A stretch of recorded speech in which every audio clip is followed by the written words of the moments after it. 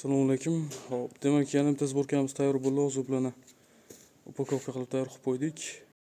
Demak, hurmatli tomoshabinlar, davom etamiz.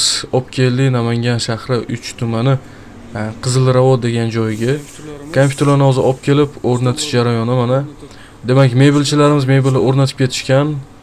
Ikkita tomonga qo'yilgan, chunki bu burchakda yana PlayStation ham qo'yishar ekan.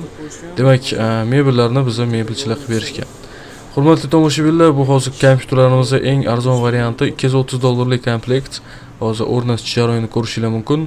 Bular offline o'yinlar uchun moslashgan bo'lib, ya'ni Counter, Dota, General shunga o'xshagan bez internet o'yinlarini xotirjam ko'taradi. Demak, bularni hozir ustanovka qilib beramiz va oxirida programmistlarimiz o'yin yozib, polni ishlatib berishadi. Ko'rishingiz mumkin, kompyuterlarni o'rnatib bo'ldik. Hozirgi aktual narxi bularning polni komplekt $230 bo'lyapti. Lekin narxlarimiz o'zgarib turadi. Demak, Telegram kanalimiz bor.